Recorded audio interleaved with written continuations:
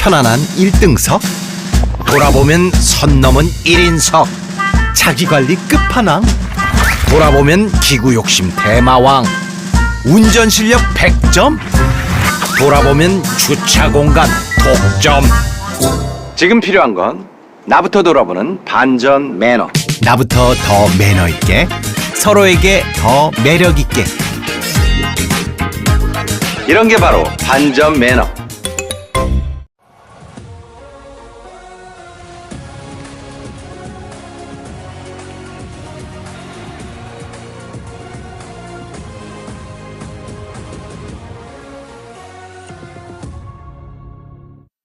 그건 사실이야.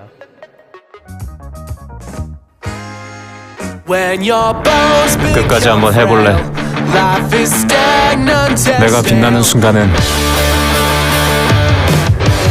지금부터 시작이야.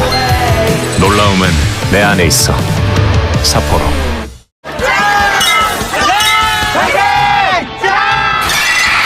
마음을 맞대어 하나가 되는 이 소리. 진짜가 되는 시간. 카스. 내가 중요하게 생각하는 세 가지. 잘 어울리는 옷, 맛있는 음식, 좋은 술, 일품질러. 부드럽고 깔끔해. 이효리는 일품 단심, 일품질러. 뭘 다른 걸 찾아. 레디 투 생맥주캔.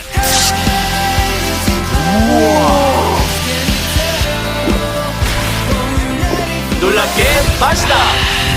아사히 슈퍼드라이 생맥주캔.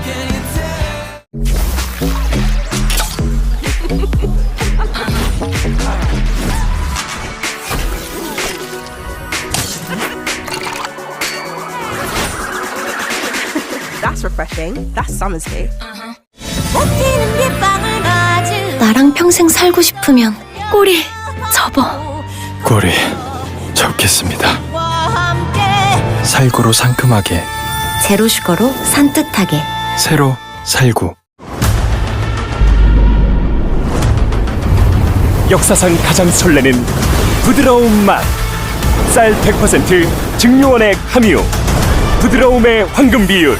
진로 골드 제로 슈거. 켈리는 2번 터지네. 부드러운 첫 맛에 1번, 강렬한 끝맛에 2번. 더블 숙성 공법으로 찾은 더블 임팩트 라거 켈리.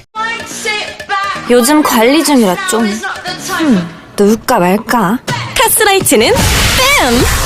칼로리 33%, 뺨! 슈가도 제로니까 우린 놀 땐 안 뺨! 뉴 카스라이트. 참이슬이 어떻게 더 깨끗해졌는지 알아? 깨끗한 이슬들을 더 깨끗하게. 대나무 수치로 5번 걸러 더 깨끗해진 거래. 이슬같이 깨끗한 다음날 참이슬.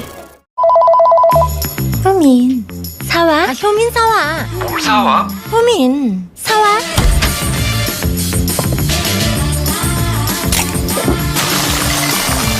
상큼하게 효민 사와. 테라.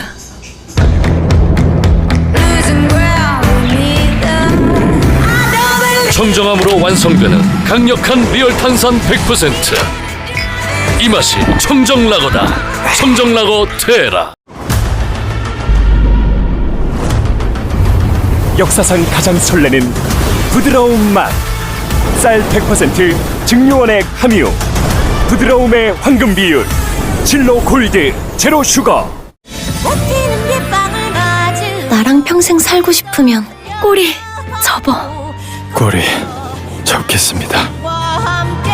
살구로 상큼하게, 제로 슈거로 산뜻하게. 새로 살구.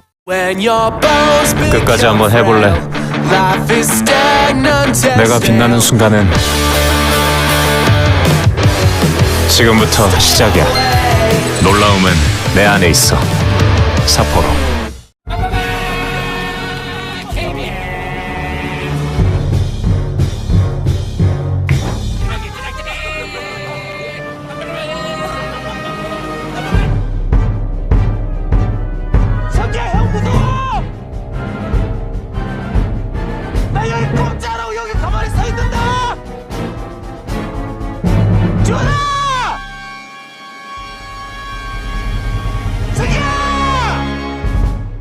하는구나.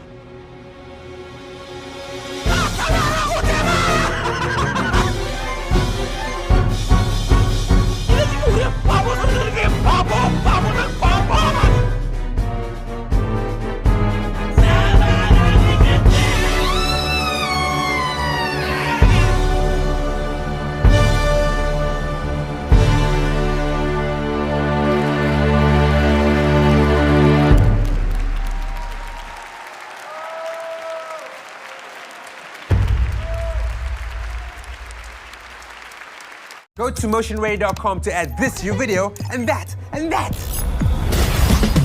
Fire, smoke, 2D. Get it on Motion Array.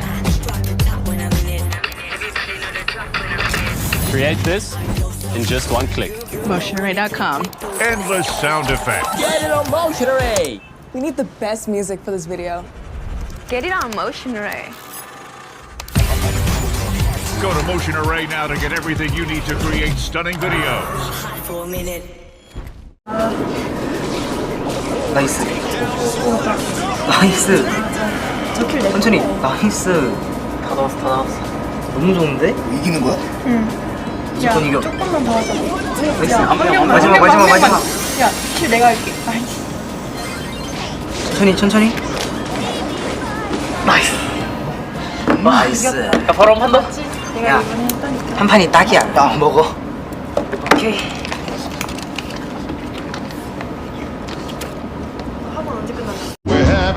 대한민국 축구팬 공식적으로 어디까지 해봄?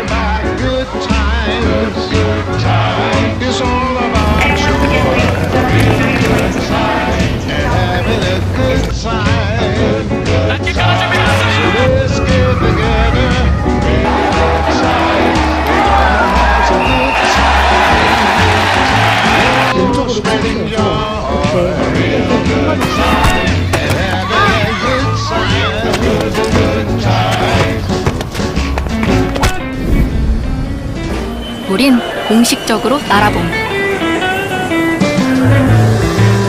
공식적으로 대한민국 축구의 가장 커다란 팬 아시아나항공.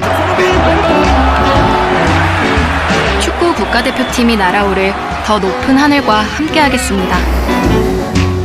Better fly, better tomorrow. 아시아나항공.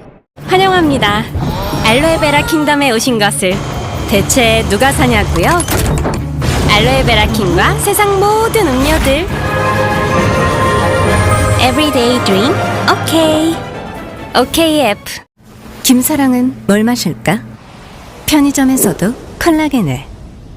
식물성 콜라겐을. 제로로 맛있게 마신다. 플랜트 콜라겐 부스터 제로. 김사랑 초록병을 검색하세요. 비대면의 시대. 전화공포증을 호소하는 사람들. 고객님, 좋은 보험 하나 있어서 전화. 그래서 시그널 플래너. 보험을 쉽게, 톡으로 가볍게. 전화 없는 보험 시대. 시그널 플래너. 요맘때 산뜻한 이유? 요것?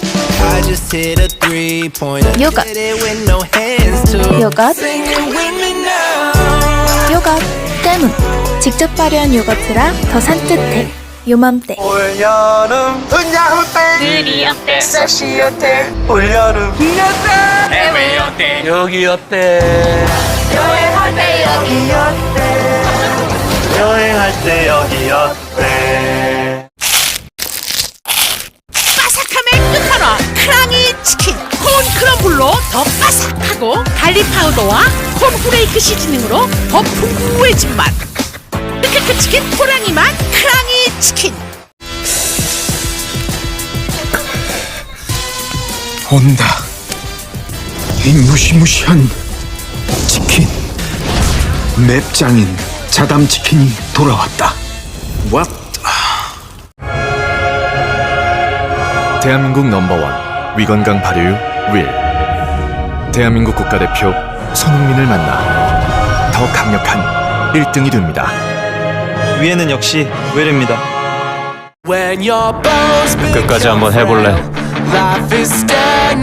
내가 빛나는 순간은 지금부터 시작이야. 놀라움은 내 안에 있어. 사포로.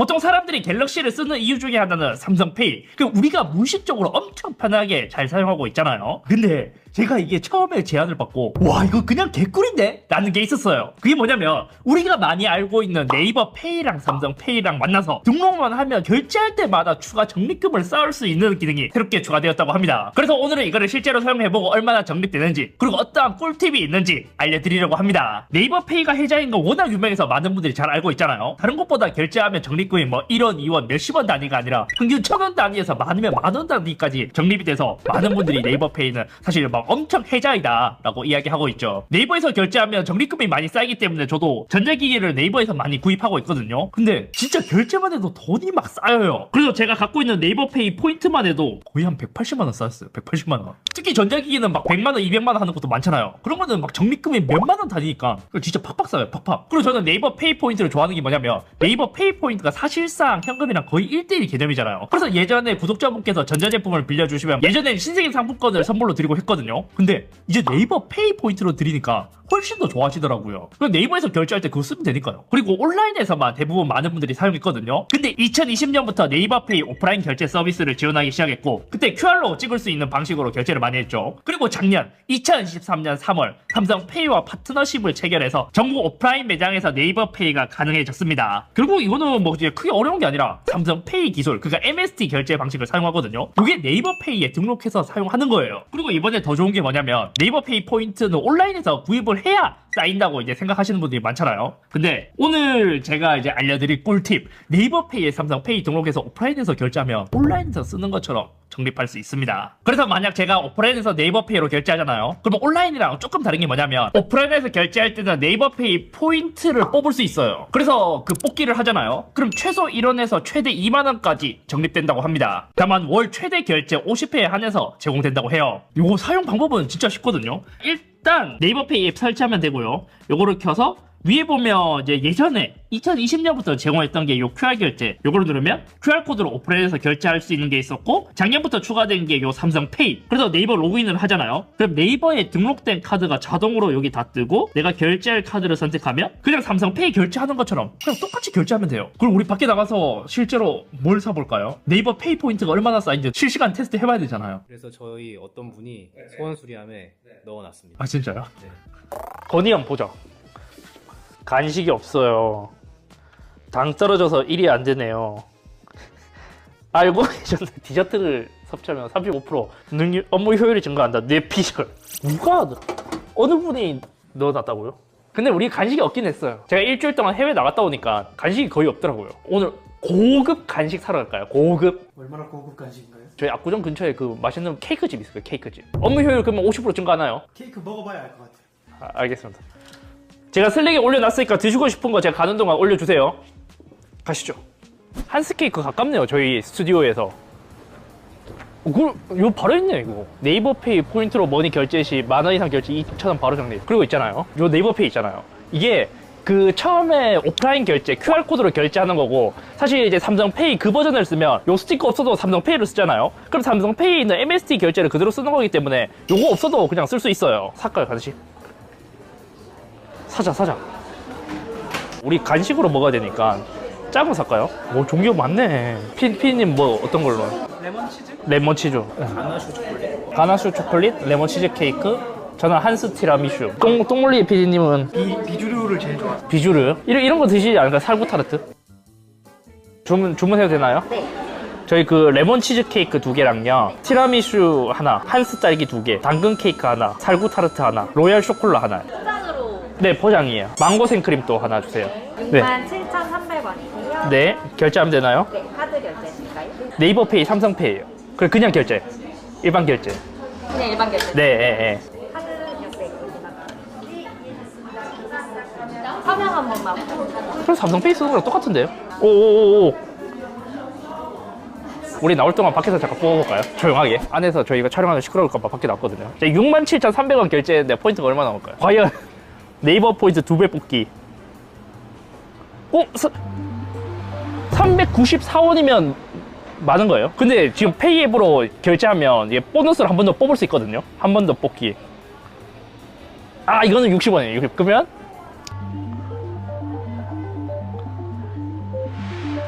그럼 지금 한 460원. 우리 그러면은 껌 하나 지금 껌 하나 값 벌었나요? 요즘 껌 500원으로 살 수 있나요? 안 돼요? 그리고 이게 저는 이제 페이앱으로 결제해서 2번 뽑을 수 있었거든요. 근데 막 그 아까 전에 보니까 신한이랑 삼성카드로 결제하면 최대 3번까지 뽑을 수 있대요. 근데 이거 뽑는 것도 거의 게임 같다. 재밌는데? 재밌는데? 또 사러 가자. 또 뽑기 하러 가자. 꽃집 꽃 살까요? 꽃? 저기서 뽑았는데 또 포인트 많이 나올 수도 있잖아요. 꽃은 갑자기 왜 사시나요? 두 분이 여자친구 있으신데 막 출장 갔는데 막 선물도 안 사갔잖아요. 꽃 하나씩 사드릴게요. 이제 포인트 한번 뽑아보고 싶기도 하고. 안녕하세요. 저희 꽃 좀 사러 왔습니다. 꽃 그 약간 그 다발로 된 거 하려고 하는데 여자친구 좋아하는 컬러 있어요? 노란색 좋아요. 노란색도 있나요? 노란색보다요. 네. 오렌지 계통의 오렌지. 좋습니다. 괜찮아요? 재훈님. 여자친구가 검정색을 좋아하는데. 꼼요. 그럼 포장지를 검정색으로 해봐. 네. 기념일날 꽃 선물 자주 하시나요? 1년에 한 5번 사는 것 같아요. 이번에 삼성 카드로 해볼까요? 이제 결제해 주시면.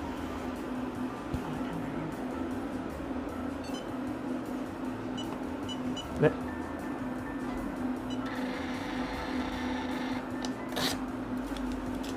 감사합니다. 감사합니다. 네. 네, 감사합니다. 네. 뽑기. 자. 케이크집이 잘 나온 거였네. 한 번 더 뽑겠습니다. 오! 삼성카드 쓰니까 한 번 더 줬거든요. 삼성카드 보너스. 와, 아까 케이크집이 타율이 좀 좋았네. 또 가면서 또 해볼까요? 일단 가자. 가시죠, 일단.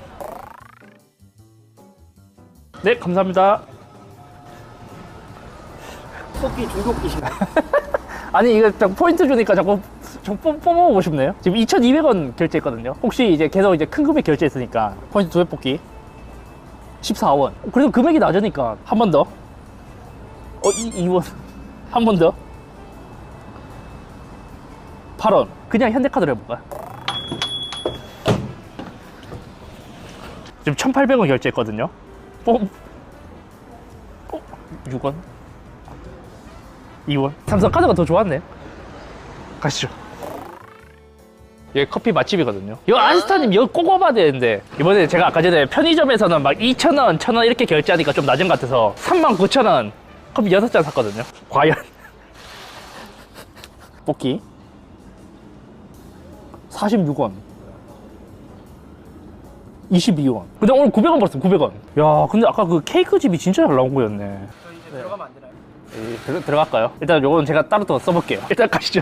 실제로 밖에 나가서 해보니까 좀 재밌네요. 약간 중독성이 있는 것 같아요. 그래서 제가 이제 간단히 밖에 나가서 뽑았을 때 현재 908원이 적립되었고요. 요것도 사실 지금 포인트 뽑기 보면 2배라고 되어 있잖아요. 저 같은 경우 네이버 플러스 멤버십을 구독하고 있기 때문에 2배고 저도 몰랐는데 여기 밑에 보니까 최대 4배 포인트 적립할 수 있다고 하더라고요. 네이버 플러스 멤버십일 때 2배, 머니 하나 통장 요거 만들면 그 최대 4배로 된 거예요. 그래서 제가 오늘 이제 908원 적립될 게 1,800원 적립되는 거잖아요. 이제 이걸로 써야겠는데? 약간 좀 그런 것도 재밌지 않을까요? 그러니까 매일매일 결제할 때마다 뽑는 게 아니라 그냥 쌓아놓고 일주일마다 계속 눌러서 뽑으면 그것도 재밌지 않을까요? 그리고 은근하게 그 돈이 계속해서 쌓이는 거지. 나중에 보니까 몇만 원 쌓여있고. 그리고 저희가 촬영할 시점엔 업데이트가 되진 않았는데 6월 3일에 이렇게 새롭게 개편된다고 합니다. 그래서 지금 포인트 뽑기 보면 2배 적립 중이라 나와있고 기본적인 거는 거의 다 똑같거든요. 근데 이제 UI가 달라졌어요. 이제 결제할 때 실시간으로 그 자리에서 뽑아도 되지만 이렇게 쌓아놓고 한 번에 뽑아도 되거든요. 예를 들어서 이렇게 지금 뽑기하면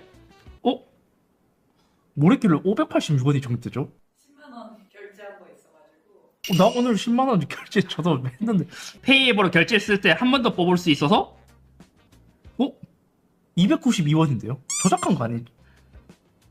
한 번 했을 때 88원. 10만원 뽑았는데 거의 1,000원 적립되면 꽤 많은 거 아니에요? 그렇게 이렇게 하면? 이거는 88원. 한 번 더. 요거 30원. 누르는 것도 중독성 있겠다. 24원.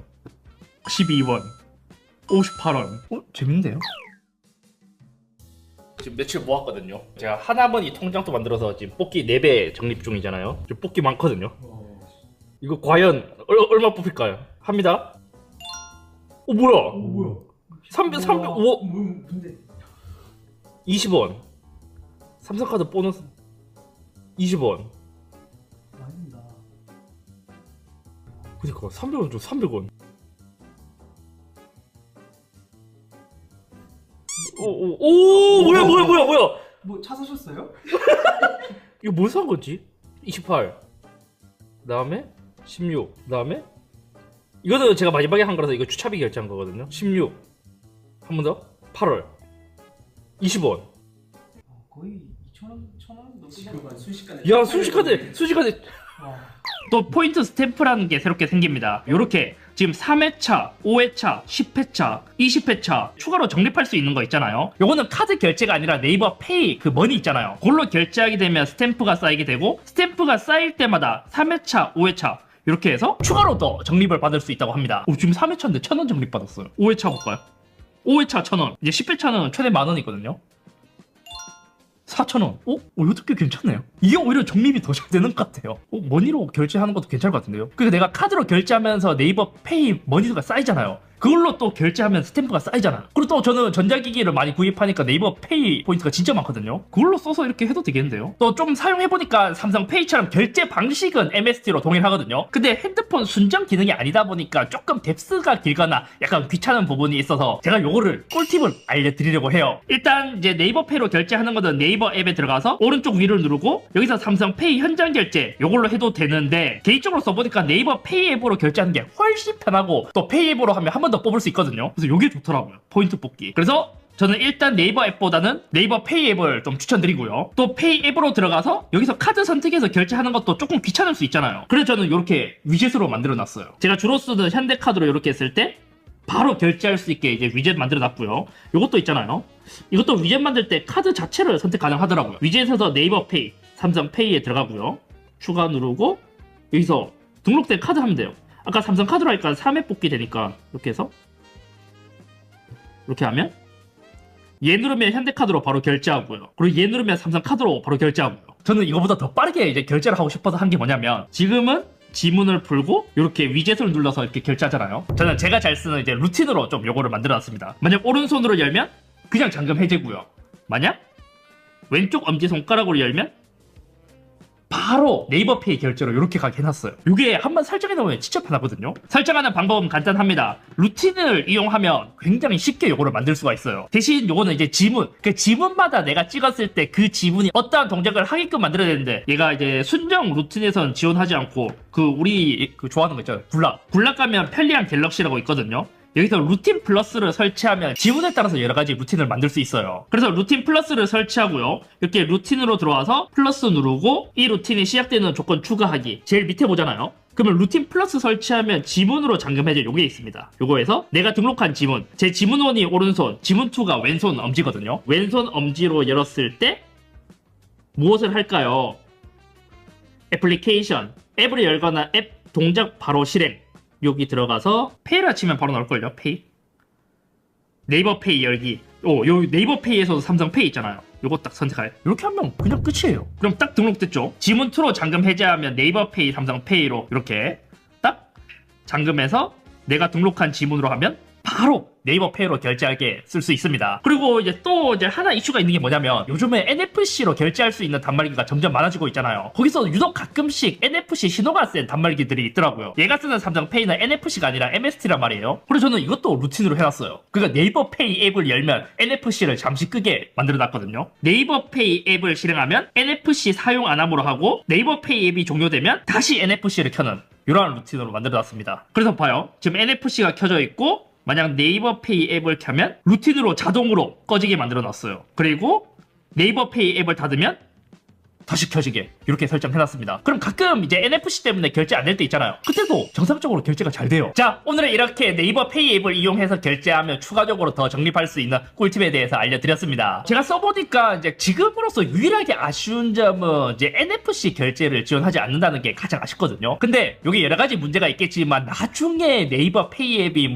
이제 NFC 결제도 지원하고 갤럭시 워치도 지원하고 한다면 그때는 훨씬 더 편해질 것 같아요. 물론 지금도 MST로 이제 전국 오프라인 매장에서 대부분 가능하기 때문에 크게 문제가 없긴 한데, NFC까지 나중에 지원한다? 그럼 훨씬 편할 것 같아요. 피디님 또 갤럭시 쓰시잖아요. 네. 한 달 동안 쓰면 치킨 한 마리 값은 또 나오지 않을까요? 아무튼 아무튼 오늘 여기까지이며 많은 분들이 갤럭시를 사용하시면서 그냥 결제를 하는 게 아니라 네이버 페이 앱으로 결제하는 것을 추천드리고 싶습니다. 그냥 돈을 쓰는데 추가적으로 돈이 조금씩 더 쌓여요. 게다가 적립되는 금액도 의미 있을 정도로 주니까 결제하다가 쌓이다 보면 이것도 금액이 꽤 커지거든요. 그럼 그 돈으로 또 뭐 결제할 수도 있고 그냥 쓸 수도 있고 오프라인 결제할 수도 있고 온라인 결제를 할 수도 있고 안 쓸 이유가 없는데요. 피디님 오늘 대박이에요.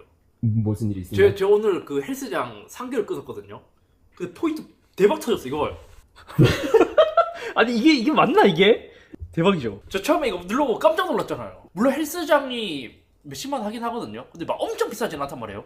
근데 미쳤어요. 야 15,000원 나온 거 처음인데? 좀 지겨우실 수도 있는데 가격부터 한 번만 더 짚고 넘어갈게요. EV3 가격을 놓고 설왕설래 반응이 양극단으로 갈립니다. 어떤 분들은 야 세상에 이렇게나 싸게 내놓으면 다른 차들은 뭐 다 망하란 얘기냐 이런 분들도 계시고, 그 반대로 야 이게 이렇게 비싼 차였어? 이렇게 비싸면 이걸 왜 내놨어? 이렇게까지 말씀하시는 분도 계십니다. 대체 이게 왜 갈리는 거냐, 이거 말씀드리기 전에 저희가 지난 영상에서 말한 거에 대해서 간단히 또 보여드려야 될 것 같습니다. 지난 영상에서 저희가 뭐라고 했습니까? EV3 스탠다드 기준으로 서울 기준에서 3,100만원대, 롱레인지 기준으로는 3,600만원대 될 거다 이렇게 말씀드렸죠. 근데 어떤 분들은 가격표를 보시고서 야 스탠다드 4,200만원이고 롱레인지 4,650만원이네, 야 모카 틀렸네 하시던데, 아유 그거 아니고요. 4,200만원이라고 하는 거는요 여러분들이 원래 보던 그 가격표가 아닙니다. 이건 세제 혜택 전 가격표라고 할 수 있어요. 이거 아직 인증이 안 끝나서 사전 가격을 그냥 미리 보여주는 겁니다. 이 가격표가 이게 뭔지 잘 모르시는 분들이 많더라고요. 어쨌든 실제 판매 가격은 여기서 250만원 이상 빠집니다. 그럼 스탠다드 레인지가 3,950만원, 롱레인지가 4,400만원 정도 이렇게 봐야 되는 거죠. 자 그러면 서울 보조금이 얼마나 나오나, 서울 보조금은 스탠다드 레인지 같은 경우는 700만원 돈 나오겠죠. 롱레인지는 800만원 돈 나올 겁니다. 그러면 서울에서 실제 구입하시는 가격은 스탠다드가 3,190몇만원, 3,100만원대 되는 거고요. 롱레인지가 3,600 몇십만원 해서 또 롱레인지도 3,600만원대 되는 겁니다. 경기도는 보통 보조금 한 200만원 더 줍니다. 900에서 1000만원 정도 주니까 말했다시피 경기도는 3,000만원 초초초반 이렇게 될 거라는 얘기죠.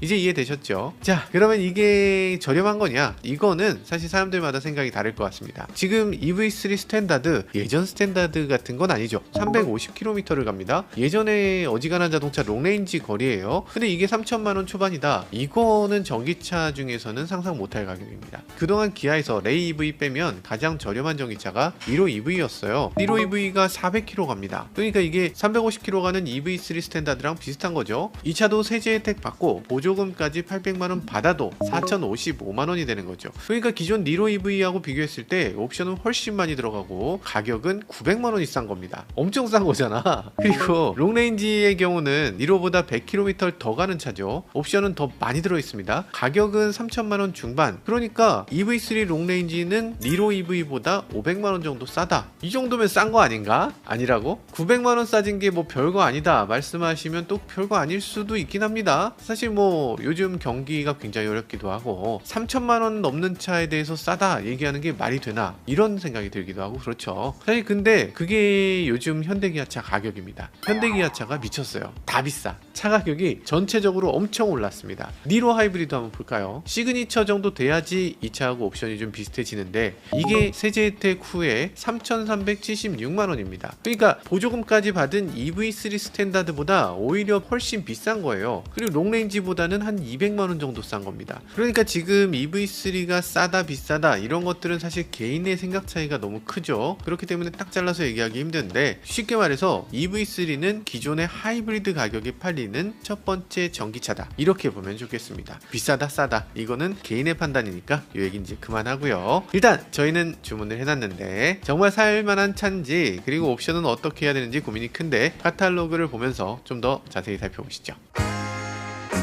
저는 사실 EV3의 풀옵션을 보고 왔죠. GT라인도 보고 오고 버스도 보고 왔어요. 그런데 깡통 모델은 도대체 어떻게 나올지 이 외관이 정말 궁금했습니다. 사진이 공개됐죠. 자 사진을 보면요, 기존에 저희가 보여드렸던 이건 스몰 큐브 프로젝션 헤드램프라고 하는 겁니다. 오 난 좀 징그러 이렇게 얘기하시는 분들도 계시고, 그런데 깡통 트림은 이 스몰 큐브가 빠진다고 합니다. 요거 빠진다고 하니까 어떤 분들은 얘기하십니다. 네 그럴 줄 알았다. 깡통이면 그거 할로겐 껴주는 거지. 할로겐 껴진 차 차를 어떻게 타냐 이렇게 말씀하시던데 그건 아니고요. 헤드램프가 이렇게 생겼다고 합니다. 나쁘지 않죠? 오히려 나은 것 같은데? 물론 프로젝션 LED는 아니에요. 근데 MFR 그러니까 뒤쪽에서 반사를 시키는 건데, 근데 반사를 시키고 나서 앞쪽에 이렇게 디퓨저를 하나 달아놨어요. 그러니까 이게 마치 요 자체가 LED 램프인 것처럼 이렇게 비춰지는데 꽤 예쁩니다. 진작에 이런 거 좀 달아주지. 예쁘면서 저렴한 그런 헤드램프를 갖고 있는데, 저는 어떤 면에서는 이게 스몰 큐브 프로젝션 헤드램프보다 어째 더 예쁜 것 같기도 하다, 이런 생각이 듭니다. 리어램프는 어떻게 생겼나, 리어램프에 대해서도 얘기가 있습니다. 깡통부터 LED가 들어간다고 하는데 그게 똑같은 LED는 아니죠. 깡통형 LED는 이렇게 생겼고요, 고급형 LED는 이렇게 생겼습니다. 비슷하죠? 사실 많이 다릅니다. 딱 봐도 알 수 있어요. 가장 큰 차이는 요 가운데 지나가는 요 램프,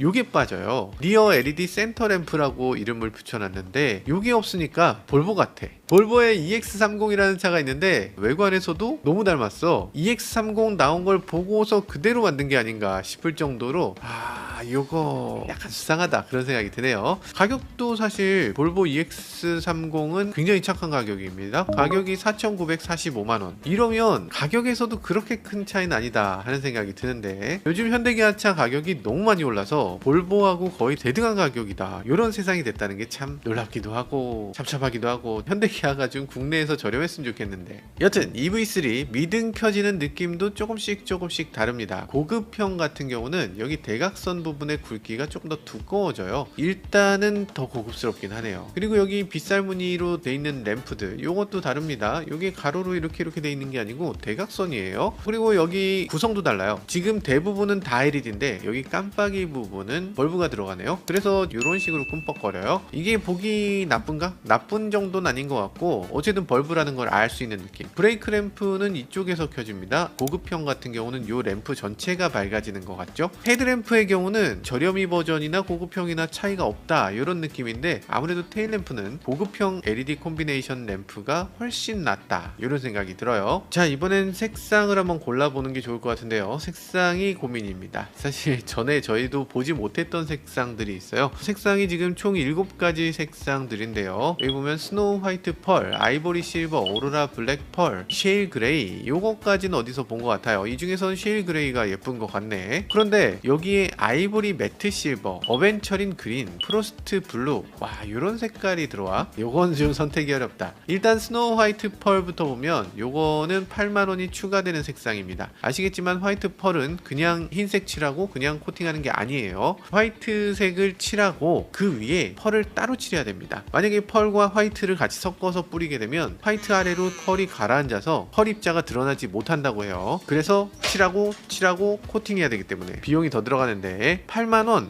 싸네요. 그리고 아이보리 매트 실버가 있는데 이 색상은 무려 30만원입니다. 와, 무광색인데요. 왜 더 맞는지 모르겠어요. 무광은 뭐 특별하게 공정이 더 있다기보다 클리어층을 입힐 때 이 클리어층의 도장을 무광 클리어를 입히는 거예요. 멋있는데 결정적인 문제가 뭔가 묻었을 때 요걸 지워낼 방법이 없습니다. 살짝의 스크래치가 나도 요거를 어떻게 할 수가 없어. 컴파운드로 닦으면 유광이 돼요. 병적 관리에 자신이 없으면 무광은 피하시는 게 좋겠습니다. EV3에는 아주 독특한 컬러가 2가지 있는데요. 여기 보면 어벤처린 그린, 프로스트 블루, 이렇게 새로운 색상이 등장했습니다. 이거 둘 다 파스텔색이에요. 사실 유럽에는 파스텔색이 꽤 있었거든요. 뭐 BMW라든지 벤츠라든지 뭐 아우디라든지 많이 있었는데, 근데 국산차는 파스텔색이 별로 없었습니다. 왜냐? 예전에 현대가 엑센트를 내놨는데 이게 파스텔색이었어요. 하늘색, 보라색 뭐 이런 색깔로 쭉 나왔는데 뭐 팔리기도 그런 대로 팔렸습니다. 근데 한 몇 년 지나니까 그게 너무 이상한 거야. 이게 너무 안 좋은 기억이 있어서 현대기아에서는 파스텔 톤을 완전히 금기시하는 그런 계기가 되기도 했죠.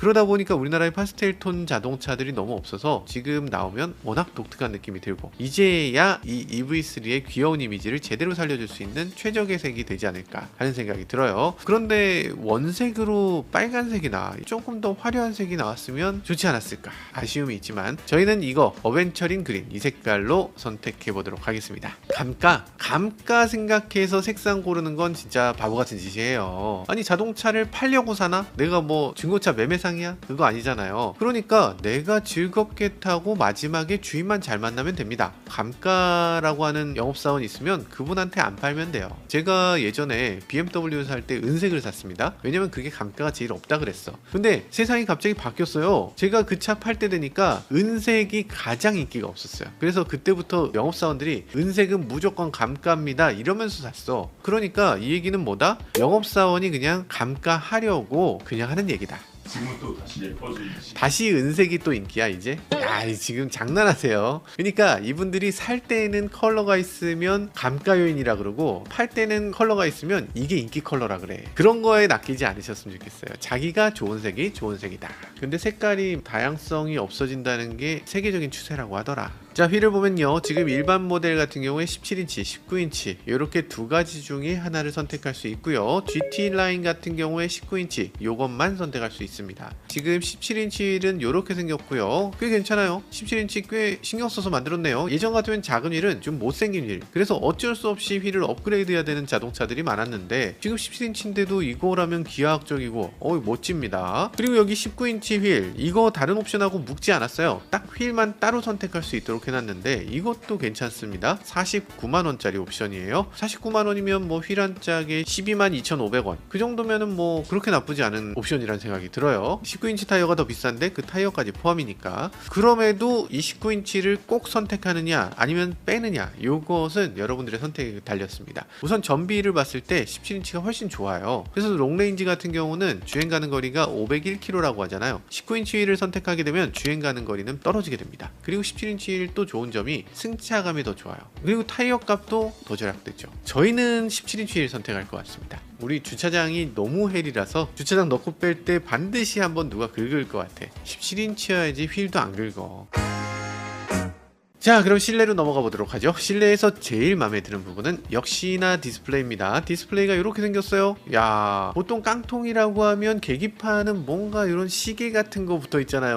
뭐 엉성한 LCD 디스플레이 붙어 있고 가운데는 디지털인데 가장자리는 디지털이 아니야. 근데 그렇지 않습니다. 이건 가장 기본 깡통부터 파노라믹 와이드 디스플레이가 기본 적용됩니다. 12.3인치 계기판, 인포테인먼트 디스플레이, 그리고 가운데 5인치 공조 디스플레이까지 이렇게 쭉 이어있는 요 디스플레이, 요거 EV9에서 봤던 바로 그거죠. 사실 이게 굉장히 고마운 게 소렌토만 해도 가장 기본 모델은 이렇게 생겼어요. 소렌토 깡통보다는 훨씬 낫네. 그런데 지금 깡통에는 없고 어스까지 가야지만 들어가는 옵션도 있습니다. 여기 보면 앰비언트 라이트 깡통에도 있는데 근데 다이내믹 앰비언트 라이트로 바뀌어요. 앰비언트 라이트 있으니까 분위기가 훨씬 낫네요. 훨씬 낫네. 그리고 다이내믹 앰비언트 라이트란 표현을 썼잖아요. 이거 왜 다이내믹이냐? 차에 딱 탈 때 웰컴, 굿바이 라이팅을 해줍니다. 불이 주르륵 이런 식으로 움직여져요. 그래서 훨씬 더 생동감 있게 느껴지고요. 그리고 시동이 걸렸는지 아닌지도 램프를 통해서 알 수 있습니다. 그리고 내가 만약에 제한 속도보다 빨리 달린다, 내가 과속할 때 깜빡깜빡 하는 게 아니고 카메라가 있을 때 내가 과속하고 있으면 빨간색으로 깜빡깜빡 하면서 야 너 이러면 사진 찍혀 이러면서 과속이라는 걸 경고해 줍니다. 그리고 뭐 음성인식이라든지 이런 거 할 때 아마 불이 좀 깜빡깜빡 할까? 뭐 그런 것들도 있을 것 같기도 해요. 제가 바라는 게 있다면 깜빡이 켰을 때 사각지대 경보로 이게 좀 깜빡깜빡 해주면 좋을 것 같은데, 문 열 때도 약간 깜빡깜빡 해주면 좋을 것 같고, 좀 적극적으로 다이내믹으로 해주면 좋겠는데 되는지 안 되는지는 나중에 시승을 통해서 알아보도록 할게요. 일단 이런 게 들어왔을 때 감성적으로도 예쁘고 기능적으로도 역할을 잘 해주니까 요거 넣는 게 낫겠다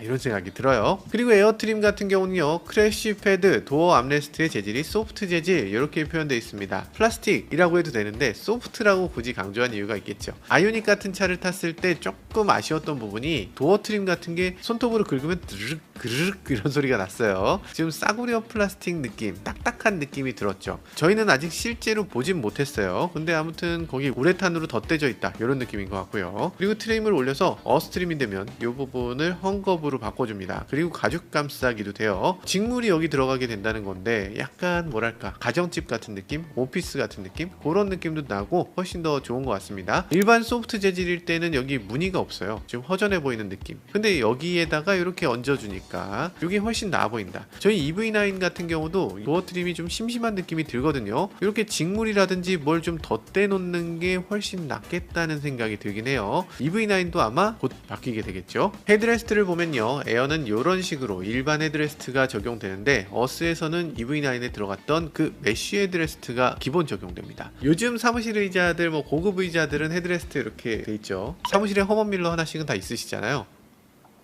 우리 사무실에도 없습니다. 사실 어지간한 헤드레스트는 요즘 거북목을 유발하기도 하고 좀 불편하기도 한데 EV9 타보면 이거 너무 편하다. EV3에서도 이게 정말 편한 것 같아서 저는 이거 선택하면 좋겠다는 생각이 드네요. 자, 그리고 이 어스에만 있는 결정적인 차이가 이 부분이 하나 있습니다. 센터 콘솔 부분에 에어트림 같은 경우는 이거 이렇게 열어서 이 안에 수납할 수 있는 공간이 조금 있어요. 수납을 중요하게 생각하는 분들은 이거 더 좋아하실 수도 있을 것 같은데, 어스로 가게 되면 여기 슬라이딩 콘솔 테이블이 적용됩니다. 그러면서 여기 수납할 수 있는 공간이 없어지고 얇아지니까 이 아래쪽으로 수납할 수 있는 공간이 더 넓어져요. 나는 수납할 수 있는 함이 있는 게 좋아요 라는 분들도 계실 것 같고, 아니다, 나는 그 밑이 수납할 수 있는 곳이 있고 여기 테이블이 있는 게 좋다, 이런 분들이 있을 것 같은데, 제 생각에는 테이블이 있는 게 좋은 것 같아요. 가운데 테이블이 없으면 간단하게 햄버거 먹을 때도 너무 힘들어. 햄버거 같은 거 여기서 이렇게 먹다 보면 어떻게 됩니까? 여기 다 쏟아져. 음료수 마시다가 여기 다 쏟아져. 여기 쏟아지면 좀 그렇잖아. 그래서 옆에 이렇게 올려놓을 수 있는 자리가 있으면 좋습니다. 노트북 같은 것도 이렇게 다들 차에서 열심히 일해보신 경험 있으시잖아요. 운전대 있으면 여기 힘듭니다. 이거 옆에 이렇게 놓고 해야 돼요.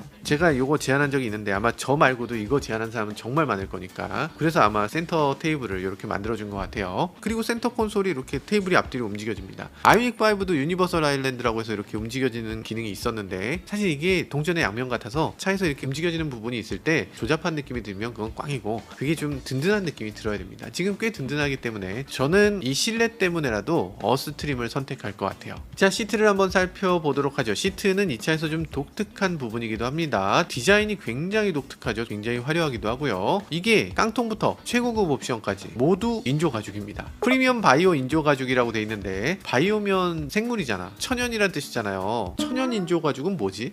인조 가죽이면 비닐 아니야? 프리미엄은 또 뭐야? 인조 가죽인데 프리미엄? 이렇게 써놓은 이유가 있긴 합니다. 제가 직접 봤더니 인조 가죽인데 실제로는 좀 괜찮아, 야 이게 인조가 맞나? 라는 느낌이 살짝 들 정도로 멀쩡하게 생기긴 했습니다. 그래서 티가 안 나요. 이 정도로 인조 가죽을 잘 만들었으면 최고 트림까지 다 이걸로 넣어야 되겠다, 이런 생각을 했던 것 같아요. 약간 패션 아이템 같은 느낌이 드는 그런 시트가 된 거죠. 근데 시트가 이렇게까지 똑같을 거면 그냥 깡통 사지 뭐, 이런 느낌이 들기도 합니다. 시트는 죄다 투톤으로 만들어져 있고요. 꽤 세련됐죠. 포르쉐라든지 이런 차들도 보면 이렇게 투톤으로 되는 게 있는데, 예전에 포르쉐 같은 경우는 엉덩이 부분이 어둡고 위쪽이 밝은 것만 투톤이 있었어요. 근데 요즘은 반대도 있죠. 위쪽은 어둡고 아래쪽이 밝게, 이렇게 하는 경우도 있는데, 저 같으면 이 엉덩이 부분을 어둡게 하는 게 좋을 것 같긴 해요. 시트 엉덩이 부분은 왔다 갔다 하다 보면 청바지 같은데 이염이 되기 쉽고요. 그래서 지금 시트 디자인을 보면 이게 조금 갈등되긴 합니다. 아니 이것도 예쁘고 저것도 예쁘고, 네이비 인테리어가 가장 제 맘에는 들거든요. 특히 이 오렌지하고 이 네이비하고 요 조화도 괜찮아 보이기도 하고, 파란색을 개인적으로 좋아하기도 하고. 근데 라이트 그레이는 어스에서만 선택할 수 있다고 하니까 이게 더 좋은 건가? 우린 어스 살 거니까 라이트 그레이로 가야 돼? 와, 이건 너무 갈등된다. 저는 현장에서 봤을 때는 여기 GT 라인도 너무 좋아 보였어요. 앞쪽에 이렇게 패브릭으로 돼 있는 거, 요게 되게 좋더라고요. 그리고 라이트 그레이도 괜찮았습니다. 컵홀더나 무선 충전 패드가 오렌지색으로 돼 있는 거, 이게 되게 화려해서 오, 이거 마음에 든다, 이런 느낌이었어요. 그치만 저희가 청바지를 자주 입으니까 저라면 네이비 인테리어를 선택할 것 같습니다. 제일 깔끔하고 좋은 것 같아요. 아래쪽이 파란색이라서 이상하다, 이런 분들도 계실 것 같은데, 그런 분들은 여기 캐스퍼 인테리어를 보고 오시면, 아, EV3 네이비는 정말 멋있는 색이죠.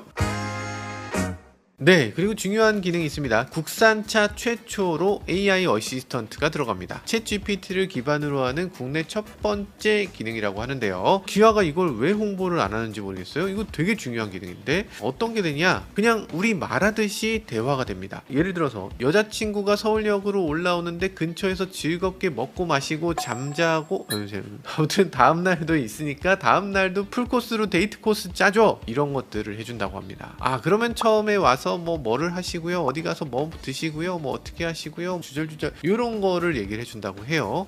대박인데. 기아가 지난번에 공개한 EV3 영상을 보면요, 이런 것들도 있습니다. 딸 화를 풀어주려면 어떻게 해야 될지 추천해줘, 이런 것도 당연히 될 수 있을 것 같고. 근데 여기서 좀 아쉬운 게 있긴 합니다. 챗GPT는 들어온 정보에 대해서 답변을 해줄 수 있는 여러 가지 기능이 있잖아요. 근데 지금 말밖에 안 돼. 예를 들어서 우리가 스마트폰으로 사진 같은 거 찍었을 때 AI 어시스턴트가 사진을 보고 테슬라 모델 X 있네요, 그거 되게 멋있는 차죠, 가격은 얼마고요, 테슬라 모델 X가 뭐 이런 문제가 있고요, 이런 거 얘기해 줄 수 있잖아요. 자동차엔 카메라가 정말 많기 때문에 운전하다가 야, 저 앞에 있는 차 뭐야, 이런 거 물어볼 수 있어야 되는데 카메라가 챗GPT하고 연결이 안 돼 있다. 요게 조금 아쉬워요. 말로만 주고받고를 할 수 있다. 가끔 하다가 뭐 내비게이션 기반으로 야, 저 옆에 있는 강이 뭐냐, 이렇게 물어볼 수 있어야 되는데 그런 것들이 안 된다는 건 좀, 지금은 안 되지만 언젠간 될 텐데, 구독을 한다면 이런 것들을 구독을 해야죠.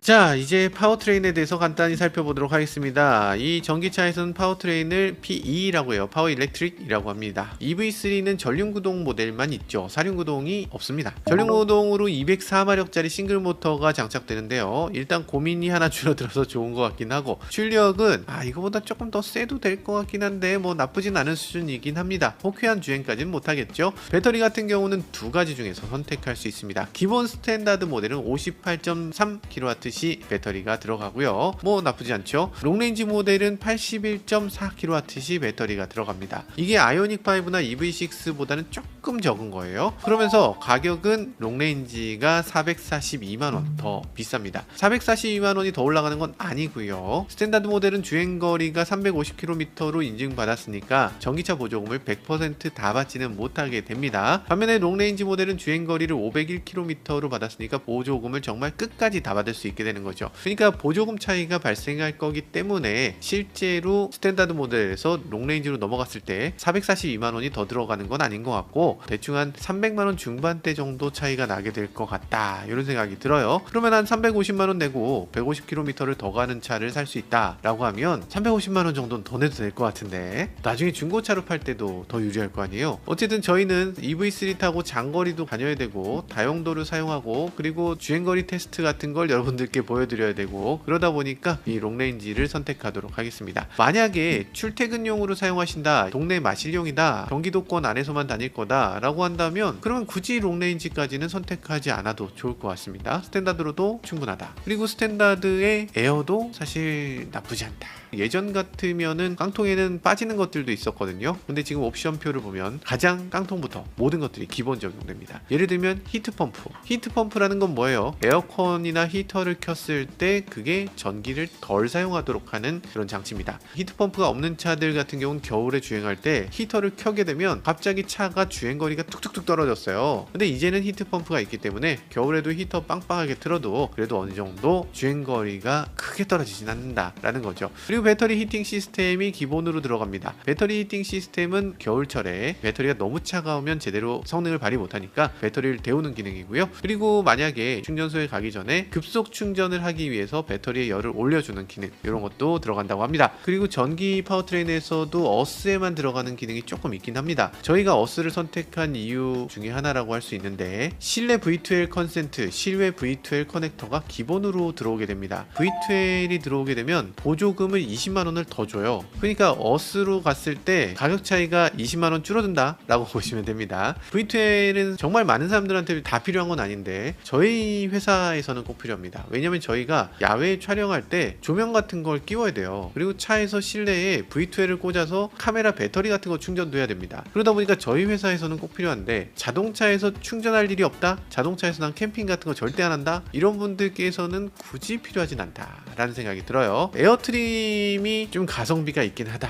다음은 ADAS를 살펴보도록 하죠. ADAS는 가장 기본 에어부터 내비게이션 기반 스마트 크루즈 컨트롤이 들어갑니다. HDA도 지원되고요. 차로 유지 보조 2 들어갑니다. 차로 유지 보조 2라는 건 차선 밖으로 넘어가지 않도록 차로를 잘 유지해주는 장치예요. 이거 저희가 EV9에서 사용해보면 정말 좋아요. 차가 이렇게까지 안정감 있나? 라는 생각이 드는데, 이걸 딱 끄는 순간 차가 허당이 돼. 차가 왜 이러지? 이런 느낌입니다. 차로 유지 보조 2를 딱 넣는 순간 차의 급이 한 등급 업그레이드 되는 느낌이 들어요. 들어요. 그 정도로 좋다. 그리고 스티어링 휠 그립 감지가 있는데요. 요거는 스티어링 휠을 잡으면 잡았다는 걸 자동으로 인식하는 거예요. 핸들 잡고 있는데 잡으세요, 이런 말은 더 이상 안 나온다는 거죠. HDA2는 드라이브 아이즈라고 해서 옵션에 별도로 빠져 있고요. 이거는 뭐 꼭 필요한 건 아니니까 선택 여부는 여러분들의 몫입니다. 기본적인 HDA도 너무 좋고 여러 가지 기능들이 충분히 안전하게 만들어져 있어서 저희는 여기에 옵션으로 되어 있는 이 109만원짜리 드라이브 아이즈는 추가하지 않도록 하겠습니다. 자, 그리고 디지털 키 2가 이 차에 들어와 있죠. 저는 디지털 키 2를 되게 좋아해요. 왜냐면 키를 차에 가지고 타는 게 너무 후져. 키를 가지지 않아도 스마트폰만 가지고 차에 가까이 갔을 때 문이 저절로 열리는 거, 그리고 차에 스마트폰만 갖고 있으면 시동도 저절로 걸리는 거, 너무 좋죠. 너무 좋은데 이걸 넣으려면 에어 같은 경우는 컨비니언스 팩을 별도로 넣어야 되고요. 어스 같은 경우는 기본으로 들어옵니다. V2L과 전동 트렁크도 에어 같은 경우에는 이걸 컨비니언스 팩을 넣어야만 들어와요. 이 정도 되면은 어스 트림을 선택하지 않을 수가 없네. 자, 어느 정도 선택이 된 것 같고요. 이제 제뉴인 액세서리라는 게 있는데 이것도 조금 더 살펴보도록 하죠. 지금 7가지를 선보이고 있는데 제뉴인 액세서리는 나중에 계속 늘어나는 경향이 있죠. 어떤 게 있나 보면 카드홀더 있고요. EV 충전용 장갑,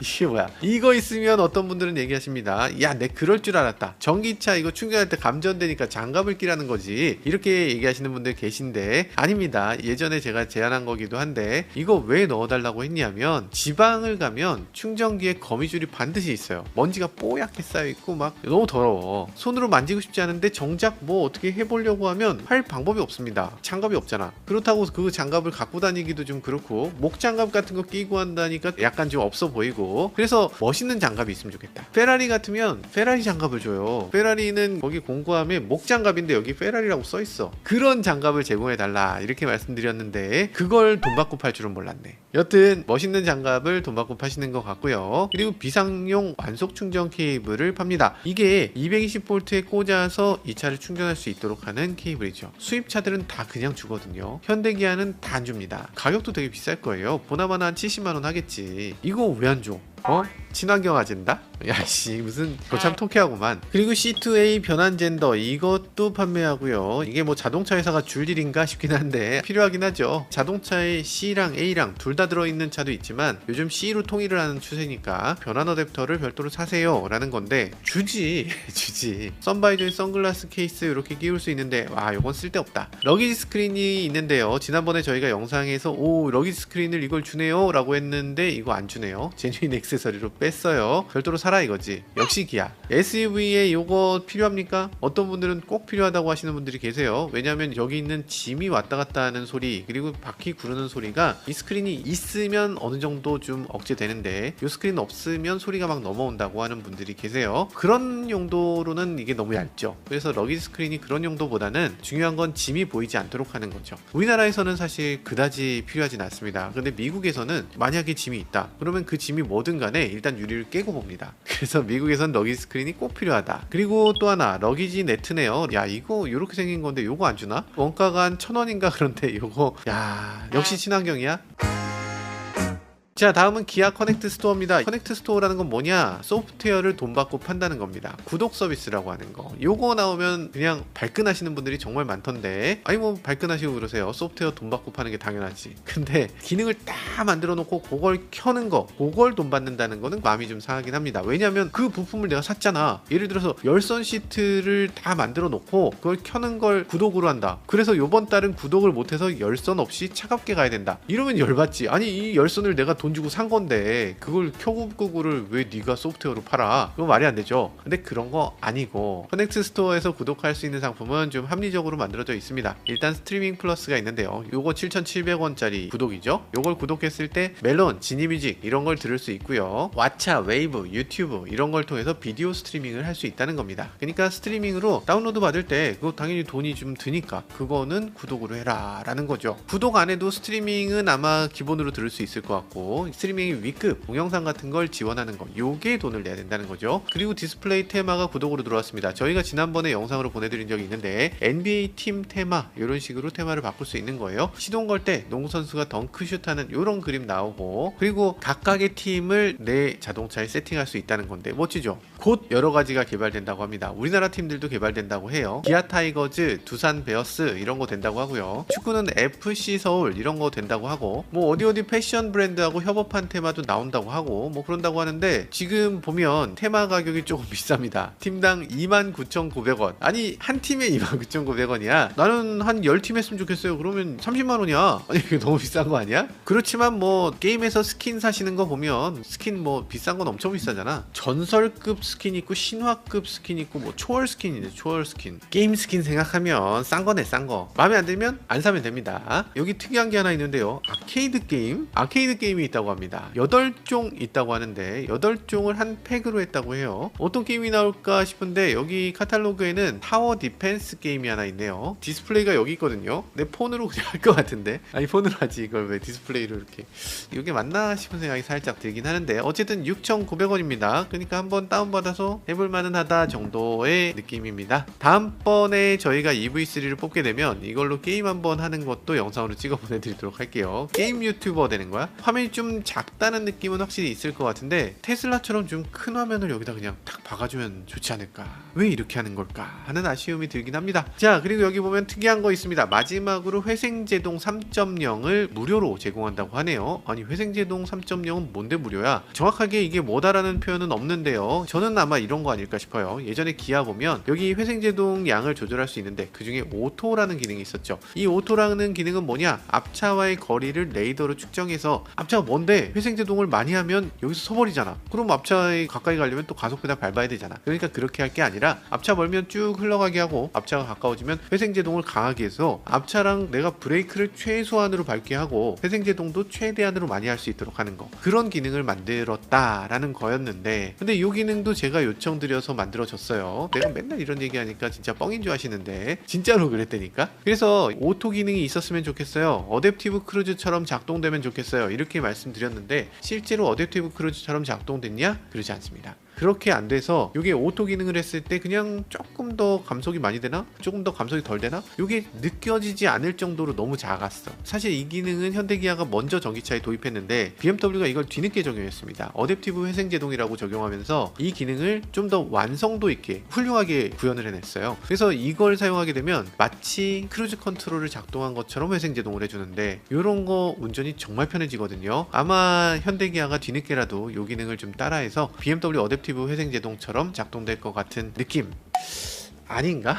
아닐 수도 있어요. 여기 보면은 애매하게 아이페달 3.0이라는 기능도 있거든요. 이름이 비슷하잖아. 그래서 이게 혹시 회생제동 시스템 3.0하고 같은 것일 수도 있습니다. 한 문서에서 이름을 그냥 다르게 표현했을 수도 있나? 그럴 수도 있죠. 그래서 이거는 뭐냐면 회생제동이 1단계, 2단계, 3단계 있는데 모든 회생제동에서 다 원페달 드라이빙이 가능하도록 하겠다라는 기능이라고 합니다. 사실 원페달 드라이빙 굉장히 편리한 기능이죠. 요거 편해서 이거 없으면 운전 못한다는 분들도 있을 정도니까. 사실 원페달 드라이빙은 어떤 거냐? 가속 페달 하나로 밟았다 뗐다 하는 건데 브레이크를 아예 밟지 않고도 원페달로 주행할 수 있으니까 되게 편리하죠. 근데 이게 좀 위험할 수도 있습니다. 브레이크를 밟지 않고 가속 페달만 이렇게 뗐다 밟았다 하다 보면 가속 페달을 세게 밟으면 가속되지만 약하게 밟으면 감속됩니다. 그러니까 내가 밟고 있는데 차가 감속되네 라고 하면 머릿속에서 이게 감속되는 페달이구나 생각하고 위급한 상황에서 그걸 더 밟게 됩니다. 꾹 밟게 돼요. 그래서 갑자기 차가 팍 튀어나가면서 나는 브레이크를 밟았는데 차가 튀어나갔어요. 이렇게 주장하는 경우가 생길 수밖에 없어.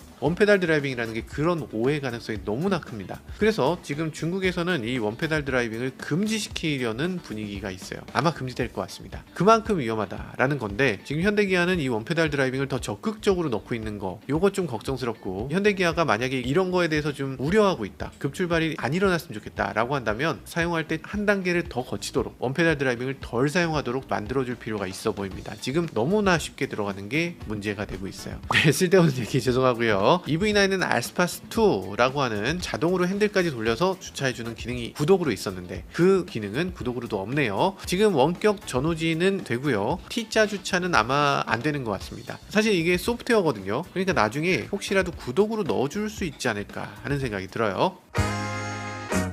자, 길고 긴 얘기가 끝났습니다. 그래서 저희가 구입할 차의 옵션과 가격을 살펴보면요, 롱레인지 선택할 거고요, 어스 선택할 겁니다. 빌트인 캠 2는 넣을 거예요. 롱레인지 어스는 5,013만원이죠 여기다가 45만원을 더하면 5,058만원. 야, 더럽게 비싸네. 그런데 그게 아니죠. 원래 가격이라는 거는 친환경차 세제 혜택 250만원 정도를 뺀 다음에 그때 나온 가격이 원래 가격입니다. 누차 말씀드리지만 여기 나온 이 가격표는 아직 나오지 않은 거예요. 그래서 그 250만원을 뺀 가격표를 여러분들이 보게 되는데, 여기 서울시 보조금을 받게 되면 800만원 빠지니까 최종 구매 가격은 아마 한 3,999만원? 정확하게 모르겠지만 4천만원에서 조금 빠지는 정도 될 것 같고요. 경기도 같은 경우는 3,800만원 정도? 이 정도 될 것 같네요. 지금 가격으로 보면 엄청 싼 것 같기도 한데 별로 안 싼 건가 느낌이 들기도 하고 약간 애매한 느낌이 들기도 합니다. 역시 현대기아는 옵션의 달인이구나 이런 생각이 들기도 하고요. 어쨌든 저희는 4천만원 안쪽으로 좀 저렴한 옵션으로 살 것 같은데, 여러분들은 어떤 옵션이 좋을지 댓글로 남겨주시면 감사하겠습니다. 지금까지 저는 모카 김한용이었습니다. 감사합니다. 부산모터쇼에 캐스퍼 전기차도 나오니까 보조금이 동나게 된다. EV3 보조금 지금 심각한 문제예요. 보조금이 지역별로 없어가지고 EV3 나와도 이거 살 수가 없어. 7월에나 나올 텐데 7월에 나오면 이거 보조금 테슬라가 다 가져간다. EV3 빨리 내놔야 되는데 좀 걱정이네요. 끝까지 한번 해볼래. 내가 빛나는 순간은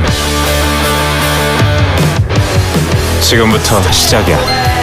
놀라움은 내 안에 있어. 삿포로.